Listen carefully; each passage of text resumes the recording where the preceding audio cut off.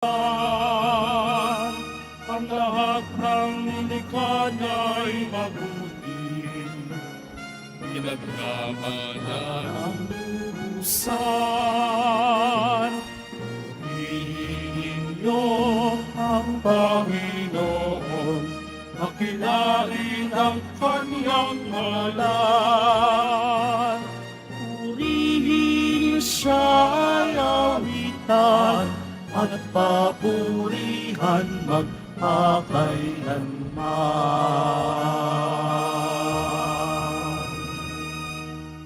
Sa ngalan ng Ama at ng Anak at ng Espiritu Santo, Amen. sumainyo ang Panginoon. At sumaiyo rin. Mga kapatid, tinipon po tayo bilang kaanib ng angka ng Diyos, kaya dumulog tayo sa maawaing Panginoong nagpapatawad ng lubos. Sinugong tagapagpagaling sa mga nagsisisi, Panginoon, kaawaan mo kami. Panginoon, kaawaan mo kami. Dumating na tagapag-anyayang mga makasalanan ay magsisi, Kristo, kaawaan mo kami. Kristo, kaawaan mo kami. Nakaluklok ka sa kanan ng Diyos Ama para ipamagitan kami. Panginoon, kaawaan mo kami. Panginoon, kaawaan mo kami. Kaawaan tayo ng makapangyarihang Diyos. Patawarin sa ating mga kasalanan at patnubayan sa buhay na walang hanggan. Amen. Manalangin tayo. Ama naming makapangyarihan, Ikaw ang lumikha at tagapamahala ng lahat ng umiiral. Tunghayan mo kami upang ang iyong awa ay aming maranasan at maipagkaloob mong ikaw ay aming wagas na mapaglingkuran sa pamamagitan ni Hesukristo kasama ng Espiritu Santo magpasawalang hanggan. Amen. Magsiupo muna ang lahat. Pagbasa mula sa unang sulat ni Apostol San Pablo sa mga taga-Korinto. Mga kapatid, sapagkat si Kristo'y tulad ng isang katawan na may maraming bahagi, bagamat binubuo ng iba't ibang bahagi, iisa pa ring katawan.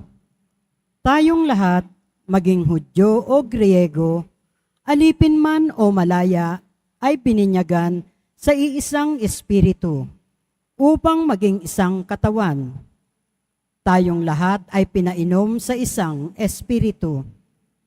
Ang katawan ay binubuo ng maraming bahagi at hindi ng isang bahagi lamang.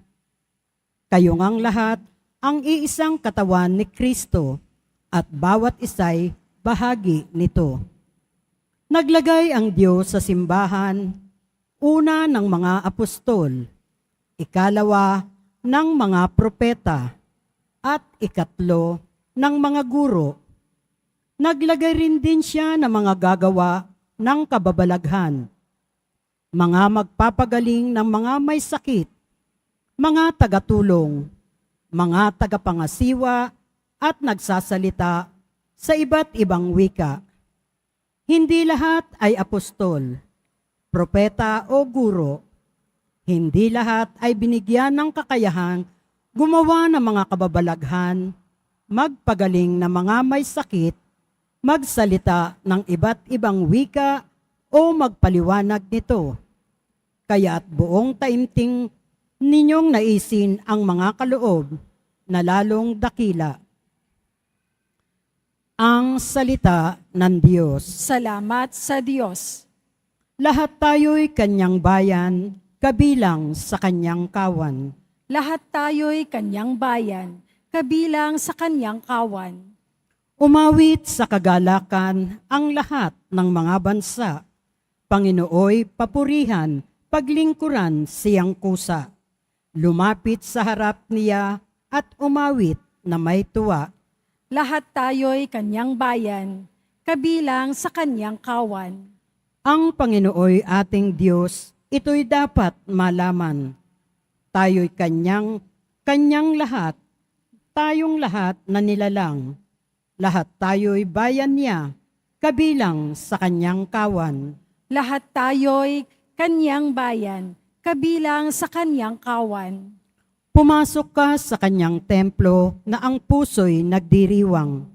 Umaawit, nagpupuri sa loob ng dakong banal. Purihin ang ngalan niya at siya'y pasalamatan. Lahat tayo'y kanyang bayan, kabilang sa kanyang kawan. Mabuti ang Panginoon, pag-ibig niya'y walang hanggan. Siya'y Diyos na mabutit, laging tapat kailanman. Lahat tayo'y kanyang bayan, kabilang niya sa kanyang kawan. Magsitayo na po ang lahat.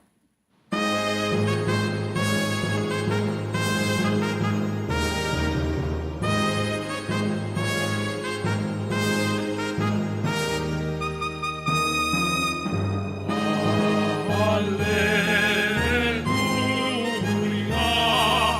Hallelujah,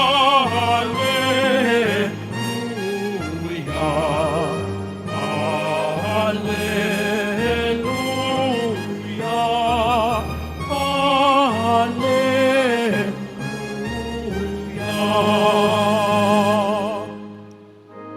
Narito at dumating na isang dakilang propeta, sugo ng Diyos sa bayan niya.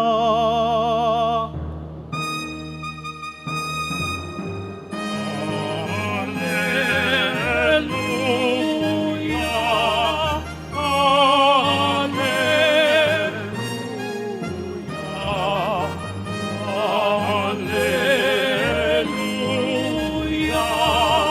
Hallelujah.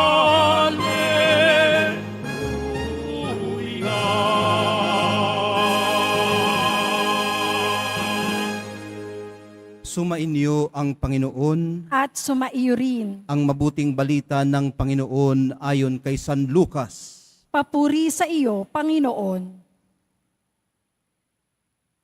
Noong panahong yun, pumunta si Jesus sa isang bayang tinatawag na Nain. Sumama sa kanya ang kanyang mga alagad at ang napakaraming tao.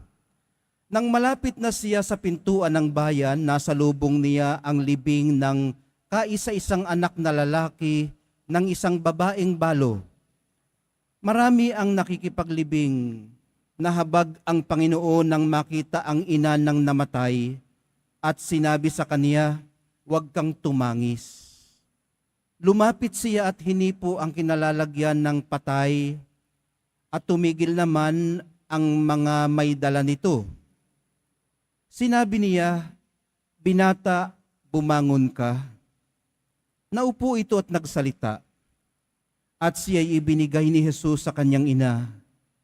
Sinidla ng takot ang lahat at sila'y nagpuri sa Diyos. Sabi nila, dumating sa atin ang isang dakilang propeta. Nilingap ng Diyos ang kanyang bayan. At kumalat sa buong Judea at sa palibot na lupain ang balitang ito tungkol sa kanya.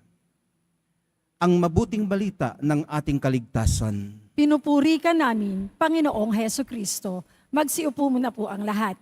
Magandang tanghali po sa inyong lahat. Masakla po ang sinapit ng babaeng balo doon sa ating binasang ebanghelyo. Balo na siya, ibig sabihin namatayan na siya ng asawa, namatayan pa ng kaisa-isang anak na lalaki. Hindi natin alam kung may iba pa siyang anak na babae.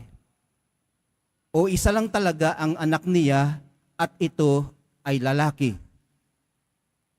Ang alam natin, nagdadalamhati siya. Kaya nga't ang sabi sa kanya ni Jesus, "Huwag kang tumangis." Ang mainam po pag nagsasalita siya, ang mahal na pong Jesus Nazareno, binabakapan po niya ng gawa.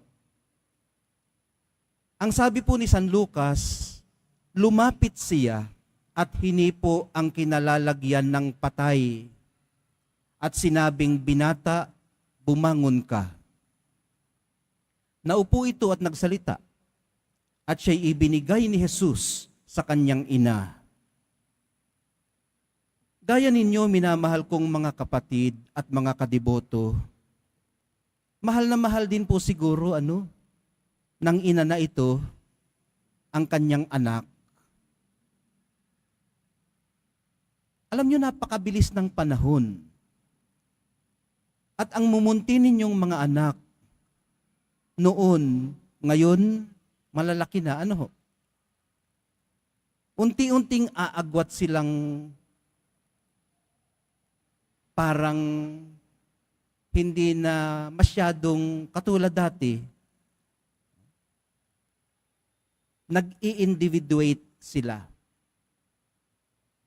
At napakahalaga po ang bahaging ito sa kanilang paglaki, ang proseso ng individuation. Importante pong iginagalang natin ang kanilang individuality o ang kanilang kakanyahan at nirerespeto ang kanilang privacy. Kung medyo nagiging silent na ng kaunti ang treatment nila sa atin at hindi na kasing lambing noon nang sila'y maliliit pa, unawain po natin. Lihim na lang tayong magdalamhati dahil lumaki na. Hindi nawala yung ating baby, kundi lumaki na siya. Sabayan natin ang kanyang paglaki. Kine-claim po kasi nila sa panahong ito ang sarili po nilang space sa mundo. Kaya kailangan nila ng kaunting privacy at kailangan nilang i-assert ang kanilang kakanyahan, ang kanilang kaibahan sa karamihan. Kaya kung minsan bugnutin sila.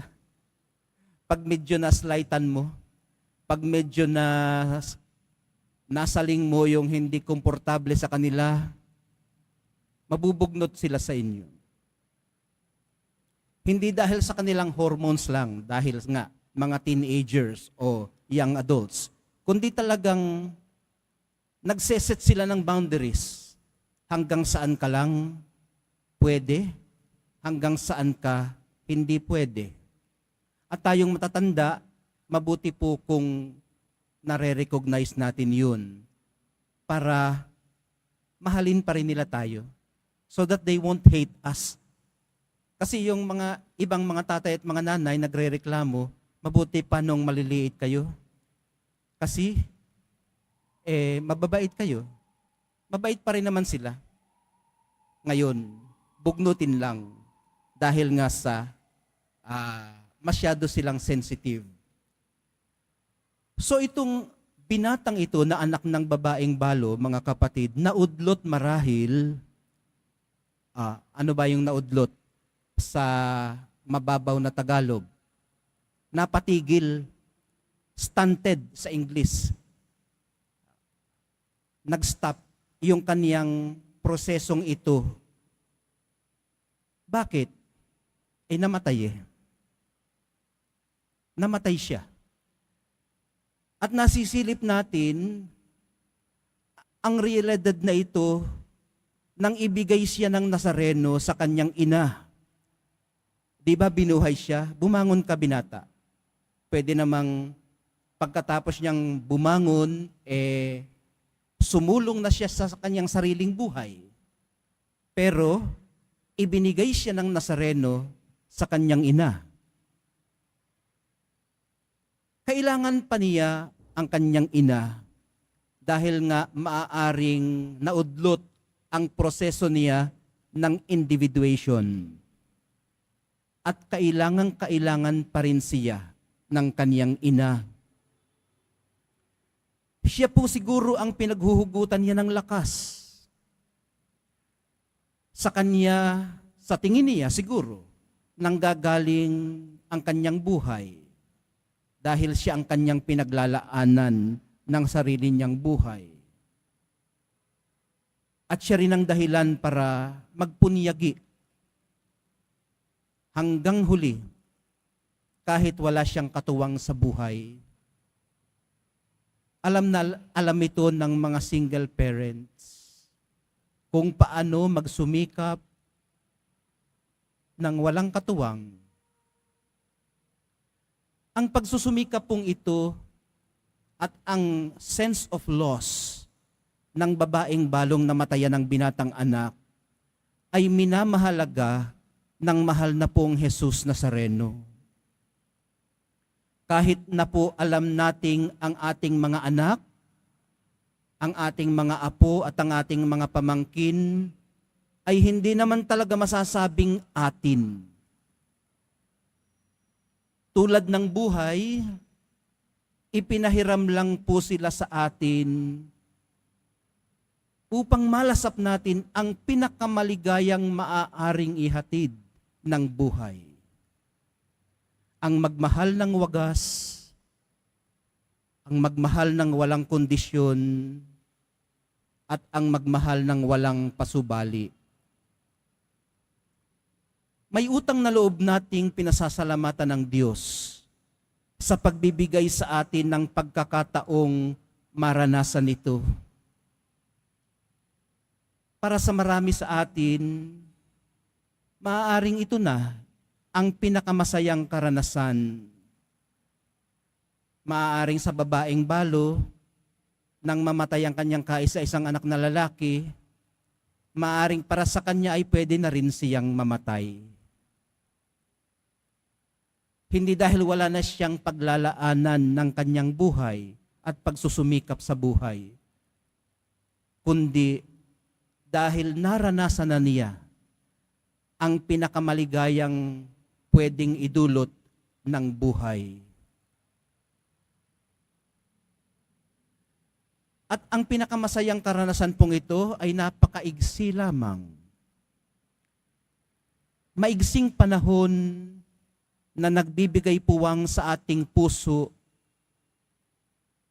para maintindihan natin at maunawaan at maranasan kung paano ba tunay na magmahal. May redeeming factor naman po ang ma-realize na ito sa huling tuos. Ano ho? Alam naman nating sa Diyos, ang konsolasyon natin sa Kanya ay ang kapanatagang kahit tayo ay mag-isa, lalo na yung mga single parents, single moms, single dads, ang konsolasyon po ninyo ay ang kapanatagang hatid ng kasiguruhan na hindi kayo nag-iisa sa pagtataguyod at pagkalinga sa kanila, sa inyong mga anak. Dahil kung alam niyong sila ay sa Diyos, makakatahan po kayo sa kasiguruhang iniingatan sila ng Diyos. Nililingap sila ng Diyos at kinakalinga sila ng Diyos. Tayong mga tiyo, tiya, lolo, lola, nanay at tatay, ay kanya lamang mga katiwala. Matulungan nawa tayo ng Espiritu Santong maging mga mabubuting katiwala. Palakasin nawa tayo ng banal na Eucharistia para magabayan pa na natin sila sa natitira pa nating mga panahon at habang sila ay nakaka-appreciate pang mabuti ng ating paggabay at gawin ito ng tama. Mahal na poong Jesus Nazareno, maraming salamat po sa inyong mga ipinagkatiwala. Magsitayo na po ang lahat.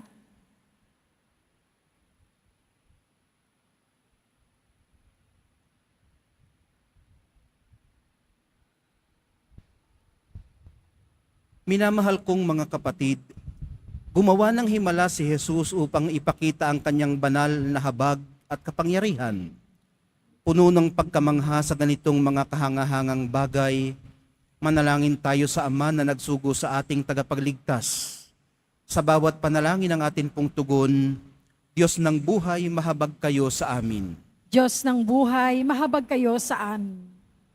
Sa pamamagitan ng paggabay at tulong ng mga apostol ng simbahan, naway maipakita ang pag-ibig at kalinga ng Diyos sa sambayanan.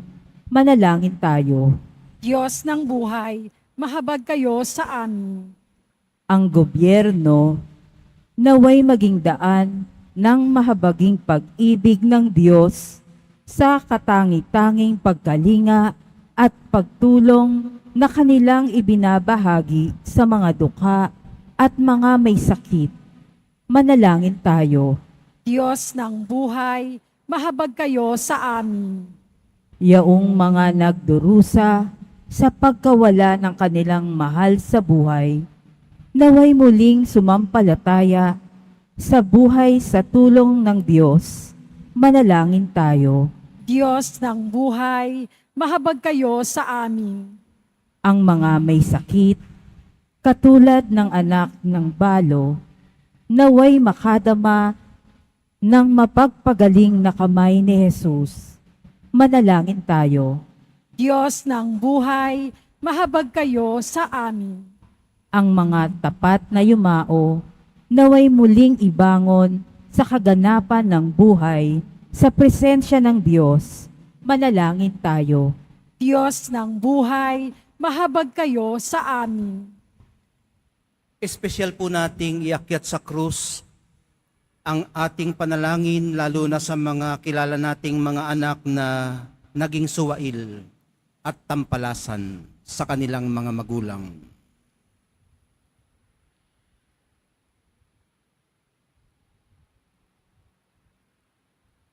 Ilapag din po natin sa dambana ng Nazareno ang ating mga personal na intensyon.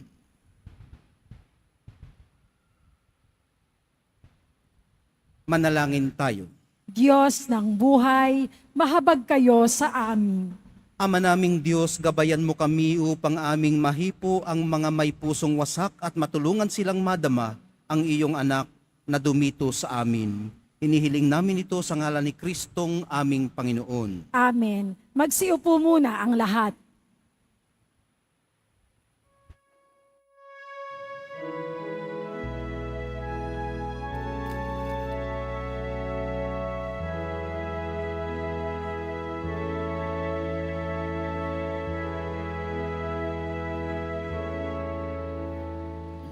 Itong tinapay at alak na mula sa'yo, muling inaagin sa kabutihan mo. Kunin at tanggapin alay sa'yo, pasasalamat ng puso.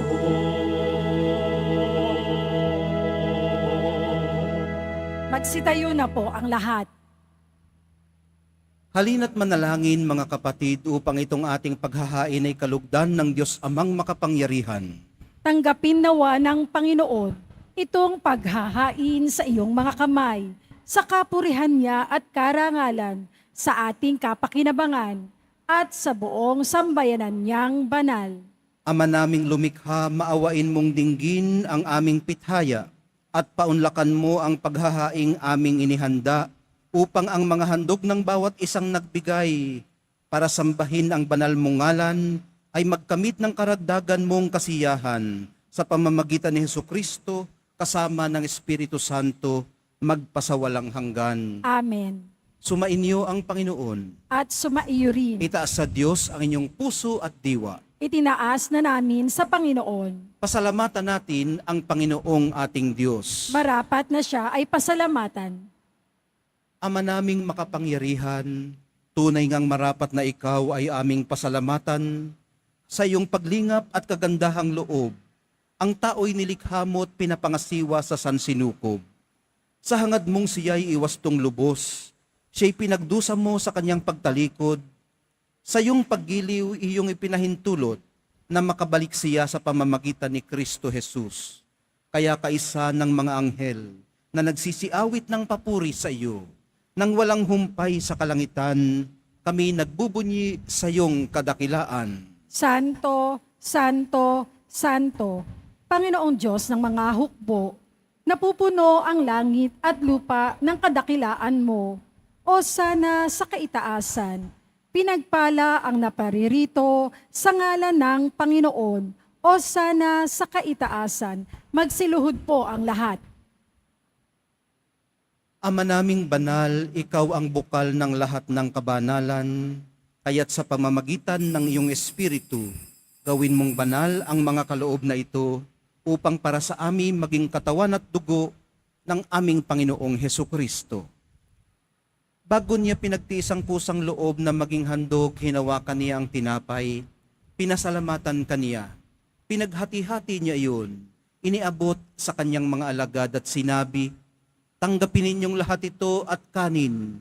Ito ang aking katawan na ihahandog para sa inyo.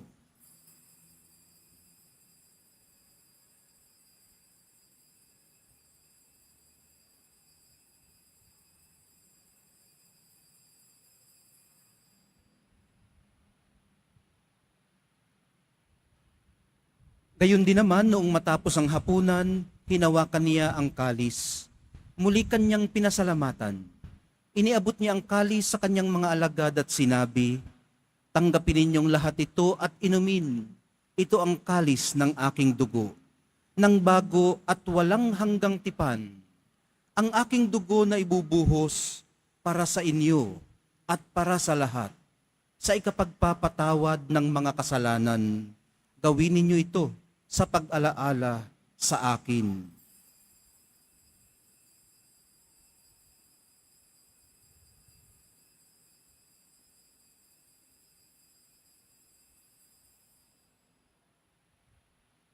Magsitayo na po ang lahat. Ipagbunyi natin ang misteryo ng pananampalataya. Si Kristo'y namatay, si Kristo'y nabuhay, si Kristo'y babalik sa wakas ng panahon. Ama, ginagawa namin ngayon ang pag-alala sa pagkamatay at muling pagkabuhay ng iyong anak. Kaya't iniaalay namin sa iyo ang tinapay na nagbibigay buhay at ang kalis na nagkakaloob ng kaligtasan. Kami nagpapasalamat dahil kami iyong minarapat na tumayo sa harap mo para maglingkod sa iyo. Isinasamo namin kaming magsasalo-salo sa katawan at dugo ni Kristo ay mabuklod sa pagkakaisa sa pamamagitan ng Espiritu Santo. Amalingapin mo ang iyong simbahang laganap sa buong daigdig. Puspusin mo kami sa pag-ibig kaisa ni Francisco na aming Santo Papa at ni Jose na aming Obispo at ng Tanang Kaparian. Alalahanin mo rin ang mga kapatid naming nahimlay nang may pag-asang sila'y muling mabubuhay, gayon din ang lahat ng mga pumanaw. Kaawaan mo sila at patuloyin sa iyong kaliwanagan. Kaawaan mo at pagindapatin kaming lahat na makasalo sa iyong buhay na walang wakas. Kaisa ng mahal na Birheng Maria na ina ng Diyos, ng kabiyak ng puso niyang si San Jose, kaisa ng mga apostol, ni San Juan Bautista, at ng lahat ng mga banal na namuhay dito sa daigdig ng kalugod-lugod sa iyo. Maipagdiwang nawa namin ang pagpupuri sa ikararangal mo sa pamamagitan ng iyong anak na aming Panginoong Hesukristo. Sa pamamagitan ni Kristo, kasama niya at sa Kanya, ang lahat ng parangal at papuri ay sa iyo, Diyos Amang makapangyarihan, kasama ng Espiritu Santo, magpasawalang hanggan. Amen. Sa tagubili ng mga nakagagaling na utos at sa turo ni Jesus na Panginoon natin at Diyos, ipahayag po natin ng lakas loob. Ama namin, Sumasalangit ka, sambahin ang ngalan mo. Mapasa amin ang kaharian mo. Sundin ang loob mo dito sa lupa para nang sa langit. Bigyan mo kami ngayon ng aming kakanin sa araw-araw. At patawarin mo kami sa aming mga sala, para nang pagpapatawad namin sa nagkakasala sa amin. At huwag mo kaming ipahintulot sa tukso, at iadya mo kami sa lahat ng masama. Hinihiling po namin kami iadya sa lahat ng masama, pagkalooban ng kapayapaan araw-araw, iligtas sa kasalanan, at ilayo sa lahat ng kapahamakan, samantalang aming pinananabikan ang dakilang araw ng pagpapahayag ng tagapagligtas naming si Hesukristo. Sapagkat iyo ang kaharian at ang kapangyarihan at ang kapurihan magpakailanman. Amen. Panginoong Hesukristo, sinabi mo sa iyong mga apostol, kapayapaan ang iniiwan ko sa inyo, ang aking kapayapaan ang ibinibigay ko sa inyo. Tunghayan mo ang aming pananampalataya at huwag ang aming pagkakasala. Pagkalooban mo kami ng kapayapaan at pagkakaisa ayon sa iyong kalooban, kasama ng Espiritu Santo, magpasawalang hanggan. Amen. Ang kapayapaan ng Panginoon ay laging sumainyo. At sumaiyo rin. Magbigayan po kayo ng kapayapaan sa isa't isa.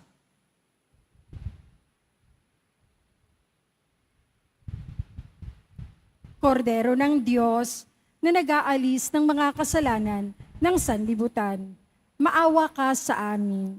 Kordero ng Diyos na nag-aalis ng mga kasalanan ng sanlibutan, maawa ka sa amin. Kordero ng Diyos na nag-aalis ng mga kasalanan ng sanlibutan, ipagkaloob mo sa amin ang kapayapaan, magsiluhod po ang lahat. Ito ang kordero ng Diyos. Ito ang nag-aalis ng kasalanan ng sanlibutan. Mapalad ang mga inaanyayahan sa piging ng kordero. Panginoon, hindi ako karapat-dapat na magpatuloy sa iyo, ngunit sa isang salita mo lamang ay gagaling na ako.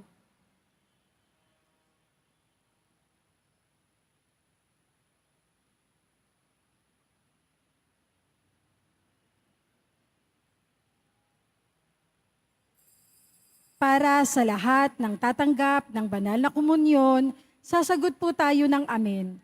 Pagkasabi ng pari o ng lay minister ni Kristo at isubo agad sa bibig bago umalis sa harapan ng pari o lay minister. Sumunod po tayo.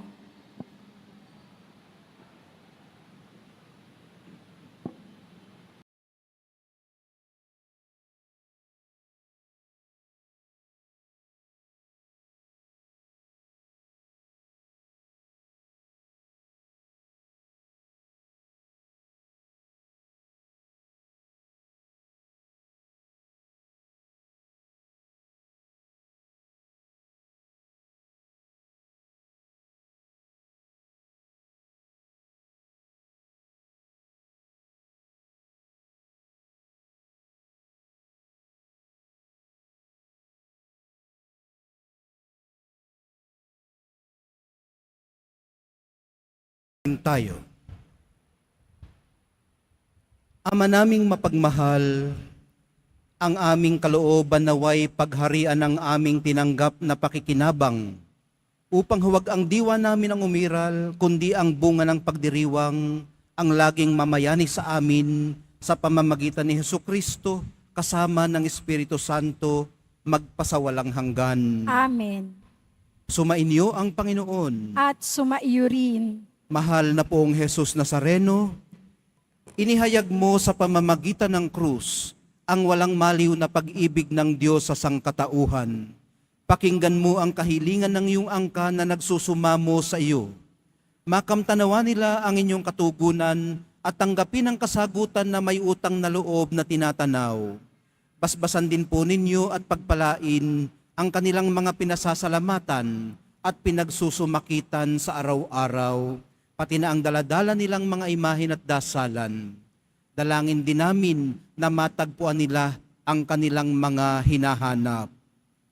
Sa pamamagitan ng bendisyon na ito, naway maalala nila ang mga pangako nila noon sa binyag na ikaw ang kanilang iibigin at paglilingkuran bilang Panginoon magpasawalang hanggan. Amen. at pagpalainawa kayong lahat at ang inyong pamilya at mga komunidad ng makapangyarihan at mapagmahal na Diyos, Ama, Anak, at Espiritu Santo. Amen. Taglayin po ninyo sa inyong pag-alis ang kapayapaan ng mahal na pong Jesus Nazareno. Salamat sa Diyos.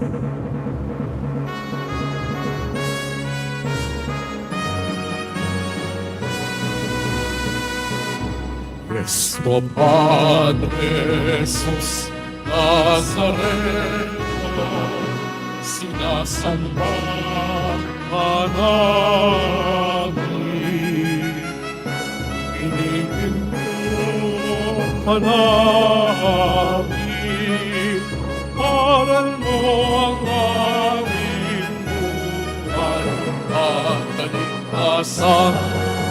O Padre Jesus Nazareno, iligtas mo kami sa kasalanan.